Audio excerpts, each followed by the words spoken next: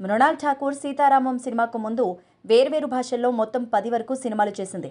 కానీ అవేమీ అమ్మడికి బ్రేక్ ఇవ్వలేదు. ఏ ముహూర్తాన సీతారామం సినిమాకు సైన్ చేసిందో కానీ ఆ సినిమా మృణాల్ కెరీర్ను మార్చేసింది. సీతామహాలక్ష్మి, నూర్జహాన్ అనే పాత్రల్లో మృణాల్ తన యాక్టింగ్తో తెలుగు ఆడియన్స్ గుండెల్ని కొల్లగొట్టింది. సీతారామం సినిమాతో సూపర్ హిట్ అందుకుని క్రేజీ హీరోయిన్గా పేరు తెచ్చుకున్న మృణాల్ ఆ తర్వాత నానితో హాయ్ నాన్న సినిమా చేసి మరో హిట్ అందుకుంది.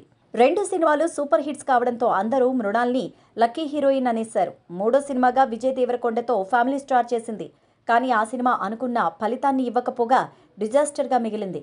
ఫ్యామిలీ స్టార్ హిట్ అయితే ఈలోపు మృణాల్కు మరో అవకాశం వచ్చేదేమో. కానీ ఆ సినిమా ఫ్లాప్ కావడంతో మృణాల్కు ఛాన్స్ ఇవ్వాలంటే నిర్మాతలు ఆలోచిస్తున్నారు. మృణాల్ సందడి 3 సినిమాలకే ముగిసిందంటున్నారు. ఇదిలా ఉంటే మృణాల్ మాత్రం సాలిడ్ కమ్బ్యాక్ ఇచ్చేందుకు కథలను వింటూ బిజీగా ఉంది. బాలీవుడ్లో మాత్రం మృణాల్ పూజా మేరీ జాన్ అనే సినిమాలో నటిస్తోంది. ఆ సినిమా హిట్ అయితే మళ్ళీ మృణాల్కు బాలీవుడ్లో అవకాశాలు వచ్చే వీలుంది.